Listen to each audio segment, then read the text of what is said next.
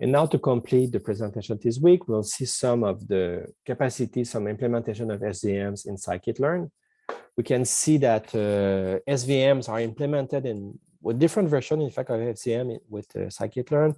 We have svm.svc, which is basically SVM with kernel, as we saw during the course, with some standard kernel implemented. We have the linear kernel, the Gaussian one, the polynomial, the sigmoid.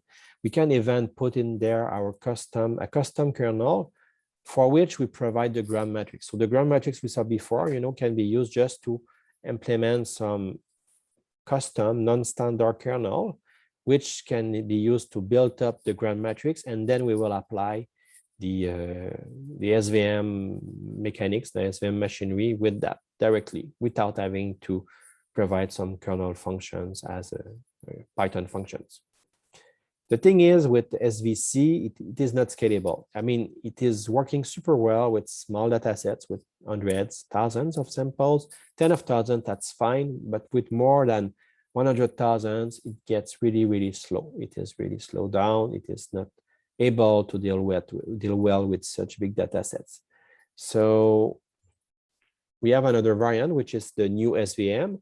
So this is a different formulation that we haven't seen in the course, but it is another interesting one.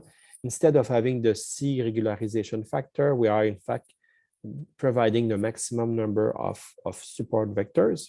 So the regularization is controlling the number of support vectors, the support vectors with a non-zero alpha. So this is a different formulation, but that gets about the same kind of results than with the usual SVM.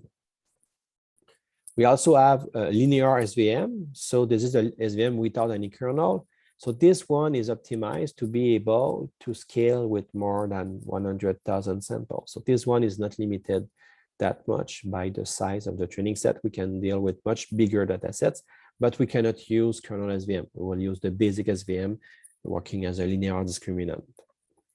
And we also have the Sgd classifier, so the stochastic gradient descent classifier, that can emulate a linear SVM when we use the right loss function, like a linge loss.